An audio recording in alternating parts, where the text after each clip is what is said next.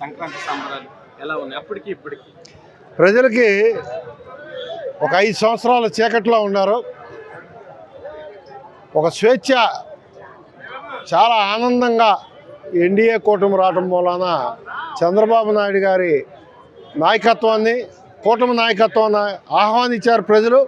వాళ్ళు ఏదైతే ఆశించారో ఆ ఆశయాల మేరకి ఈ రాష్ట్ర ప్రజానీకానికి కావాల్సినటువంటి సదుపాయాల విషయంలో కానీ, ఈ రాష్ట్ర విద్యార్థుల యొక్క భవిష్యత్తు కోసం కానీ చంద్రబాబు నాయుడు గారు, లోకేష్ గారు, పవన్ కళ్యాణ్ గారు, అట్లానే ఎన్డీఏ కూటమిలో ప్రధానమంత్రి గారు కూడా మనకి సెంట్రల్ గవర్నమెంట్ నుంచి కావాల్సినటువంటి ప్రోత్సాహం వస్తున్నటువంటి సూచనలన్నీ కనపడుతున్నాయి. మన వైజాగ్లో కూడా రైల్వే జోన్ దగ్గర నుంచి కొన్ని అభివృద్ధి కార్యక్రమాల్లో మోడీ గారు కూడా ముందంజకు వేశారు. ఏదైతే చంద్రబాబు గారు 2047 విజన్ అని చెప్పారో ఆ రోజు 2020 అన్నారు. ఈరోజు 47. అసలు 47 దాకా చంద్రబాబు నాయుడు గారు 2019, 24 కూడా ఈ రాష్ట్రంలో అధికారం ప్రజలు ఇచ్చుంటే ఈ పాటికే భారతదేశంలో కాదు ప్రపంచ చిత్రపటంలోనే ఒక గొప్ప రాష్ట్రంగా వెలుగొందని చెప్పి ప్రజలు భావిస్తున్నారు. ఆ పొరపాటును గమనించారు. 2047 వరకు అవసరం లేదు చంద్రబాబు గారికి. ఇంకొక 5 సంవత్సరాలు, ఈ 5 సంవత్సరాలు కాకుండా ఇంకొక 5 సంవత్సరాల కాల పరిమితిలో ఈ రాష్ట్రాన్ని భవిష్యత్ తరాలకి చాలా అభివృద్ధి చేసి అందిస్తారని చెప్పి ప్రజలందరూ భావిస్తున్నారు. సంక్రాంతి సంబరాలు ఎలా ఉంది, ఇప్పుడు ఎలా ఉంది? మీరే కళ్ళారా చూస్తున్నారు. గతంలో ఇదే ప్రాంతంలో వెలవెలబోతా ఉండేవి. నూతన ఉత్తేజంతో 4ంటికల్లా వచ్చేసారు జనాలు. 6ంటికి ప్రకటిస్తే మినిమం 5:30 చెప్తే 4ంటికల్లా వచ్చేసి ఇక్కడ ఈ కార్యక్రమానికి హాజరయ్యారు. ఈ సంవత్సరం గతంలో 2024లో అంతగా లేదు. కొద్దిమంది వచ్చారు. స్థానిక ప్రభుత్వంతో భయపడి ప్రజలు భయభ్రాంతులు అయ్యి పథకాలు పోతాయేమోనని భయభ్రాంతులు చేసి ఇచ్చేశారు. ఇవాళ స్వచ్ఛందంగా అందరూ బ్రహ్మాండంగా ఉత్తేజంతో పరుగులెడుతూ వచ్చారు. మహిళలు, గృహిణులు వచ్చారు, చూస్తుంటారు మీరు. 2024లో గత గవర్నమెంట్ ఎలా ఉంది, ఇప్పుడు ఎలా ఉంది సంక్రాంతి సంబరాలు? ఇప్పుడు ఫుల్ జోష్, అంతే, ఇంకా మాటలు లేవు. బ్రహ్మాండం.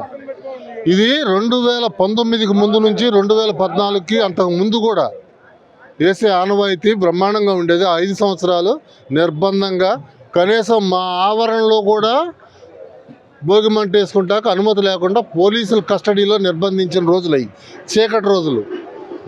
మాకు ఒక తెలిసిన తర్వాత అంత నిర్బంధ కాండ ఎప్పుడు మేము చూడాల. కానీ ఇవాళ మళ్ళీ పేరుకొని ఓ పరిస్థితికి వచ్చిన తర్వాత ఇవాళ చాలా ఆనందంగా ఉన్నాము.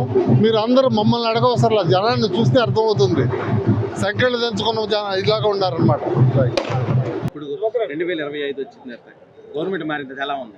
నిజమైన సంక్రాంతి సంబరాలు ఇప్పుడు 2025లోనే జరుపుకుంటున్నాం. గడిచిన 5 సంవత్సరాల కాలం నిర్బంధంలో చీకట్లో ఉన్న ప్రజలు తెలుగుదేశం పార్టీ అధికారంలోకి వచ్చిన తర్వాత మన తెలుగువారందరి పెద్ద పండుగైన సంక్రాంతిని ఘనంగా జరుపుకోవడం చాలా సంతోషంగా ఉంది.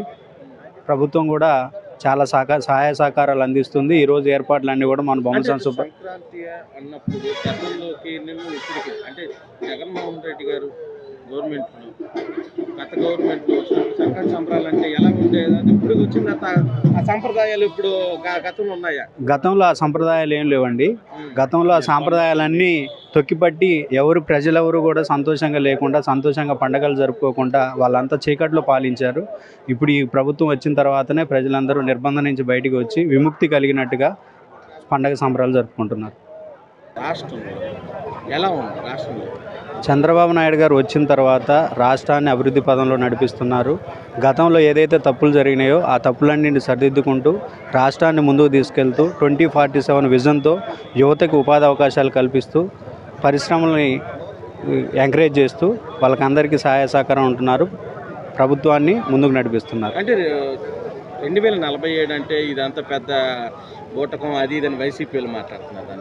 అంటే ఇప్పుడు ఎవరైనా కూడా మనకంటే కూడా మన పిల్లల భవిష్యత్తు ఎలా ఉండాలనేది మనం అందరూ ఆలోచిస్తాం. మా నాయకుడు గొప్పతనం ఏంటంటే ఈ రోజు కంటే కూడా రేపు వచ్చే భావితరాలకు ఎలాంటి భవిష్యత్తుని ఇవ్వాలి, వాళ్ళ అవసరాలు ఎలా ఉంటాయనేది ముందుగానే గమనించి వాళ్ళకి అవసరాలకు అనుగుణంగా 2047 విజన్ అనేది ప్రారంభించడం జరిగింది. విజన్ 2020 అంతకుముందు ప్రారంభించినప్పుడు అది హైదరాబాద్ ఈరోజు ఎలా సక్సెస్ అయిందనేది మనం అందరం చూస్తున్నాం. కాబట్టి ఇది కూడా 100% సక్సెస్ అవుతుంది. మన పిల్లల భవిష్యత్తుకి అన్ని విధాలుగా అన్ని కంపెనీలు కానీ, ఉద్యోగాలు కానీ, ప్రభుత్వం కానీ రాష్ట్రం కానీ అభివృద్ధి పదంలో నడిపించడానికి మా నాయకుడు దోహదపడతాడని నేను నమ్ముతున్నాను.